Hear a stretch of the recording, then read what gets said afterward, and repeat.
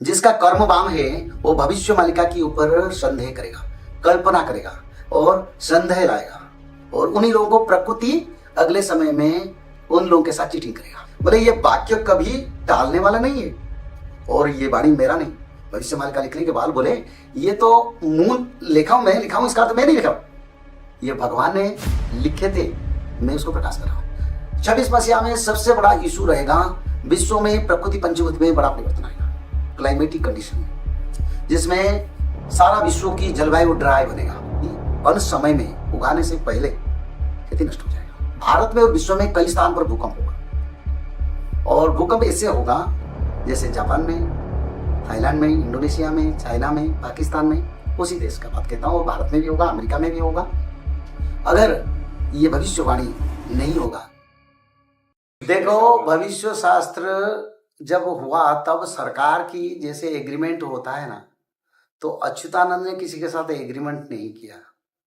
अच्युतानंद ने बोले मुँह कहूची बोली मोहर वाक्य नुहे प्रभु खंजी चंती धाता कर्म वाम हेले कल्पना ग्रासीव प्रकृति काटिव चिता। जिसका कर्म वाम है वो भविष्य मालिका के ऊपर संदेह करेगा, कल्पना करेगा और संदेह लाएगा। कर्म वाम हेले कल्पना ग्रासीव, जिसका कर्म खोट है जिन लोगों का, वो लोग इसके ऊपर बहस करेंगे, विचार करेंगे, मन में द्वंद्व लाएंगे। ये कल्पना का अर्थ द्वंद्व आएगा भविष्य मालिका के विचारधारा, सत्यता असत्यता, और उन्हीं लोगों को प्रकृति अगले समय में उन लोगों के साथ चीटिंग करेगा। इसको लेके प्रकृति काटी वह चित्ता, चित्ता का अर्थ प्रकृति उस समय उन लोगों को बड़ा परेशान करेगा। कब करेगा? विनाश, संहार के समय।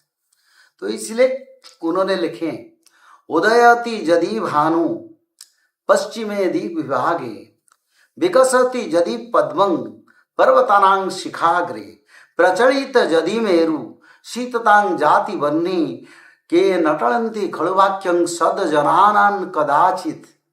बोले ये वाक्य कभी टालने वाला नहीं है, और ये वाणी मेरा नहीं।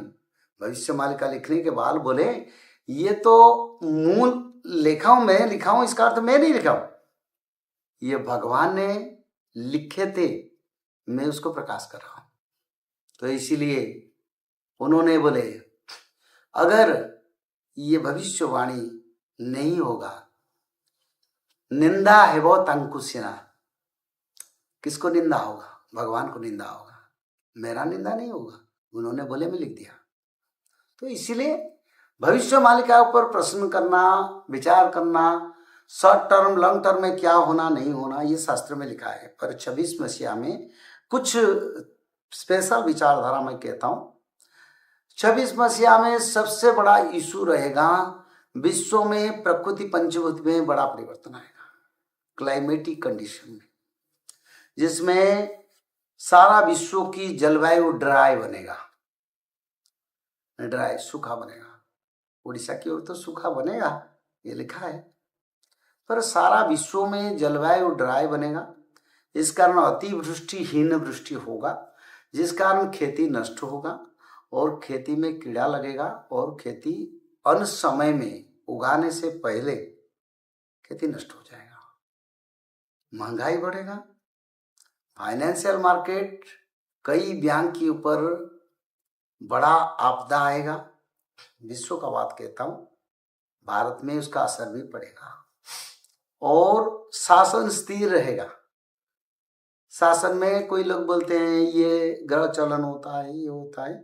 हाँ, ग्रह चलन तो होता है, पर देव द्विज प्रसाद, देवता और ब्राह्मण, भगवान का प्रसाद में सरकार चल रहा है मेरे विचार में, और इस सरकार में स्थिरता और बढ़ेगा, और सरकार बड़े बड़े बोल्ड स्टेप लेंगे, जिस स्टेप में आर्थिक विनिमय भी आता है, जिस स्टेप में सरकार कुछ नियम बनाएंगे सनातन का, ऐसे कुछ समय आगे आएगा।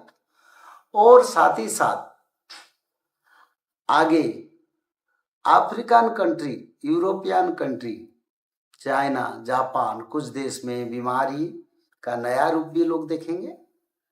और भारत में और विश्व में कई स्थान पर भूकंप होगा। और भूकंप इससे होगा जैसे जापान में, थाईलैंड में, इंडोनेशिया में, चाइना में, पाकिस्तान में, उसी देश का बात कहता हूँ। भारत में भी होगा, अमेरिका में भी होगा। और बड़े बड़े साइक्लोन आएगा। और साथ ही साथ संसार में लोग धर्म की ओर भी आएंगे। भविष्य मालिका का बहुत प्रचार होगा, बहुत लोग परिवर्तन होंगे। विश्व में, भारत में जहाँ जहाँ देवी देवता मंदिर है, उस मंदिर में बड़े बड़े संकेत मिलेगा आपदा का। और जगन्नाथ महाप्रभु कई संकेत इस 6 महीने में देंगे। और इसके साथ साथ भारत में, उड़ीसा में जो सप्त मातृका है, उड़ीसा में जो नवदुर्गा है, जो उड़ीसा के विभिन्न स्थान पर है, उस देवी मंदिर में भी संकेत मिलेगा संहार।